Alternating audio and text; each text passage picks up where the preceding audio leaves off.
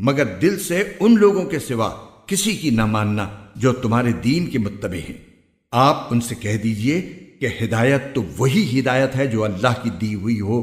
یہ ساری باتیں تم اس ضد میں کر رہے ہو کہ کسی کو اس جیسی چیز یعنی نبوت اور آسمانی کتاب کیوں مل گئی جیسی کبھی تمہیں دی گئی تھی،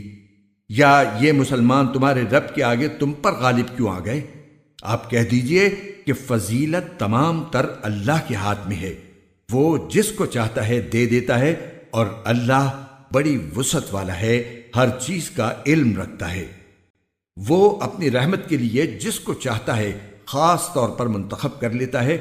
اور اللہ فضل عظیم کا مالک ہے۔ اہل کتاب میں سے کچھ لوگ تو ایسے ہیں کہ اگر تم ان کے پاس دولت کا ایک ڈھیر بھی امانت کے طور پر رکھوا دو تو وہ تمہیں واپس کر دیں گے،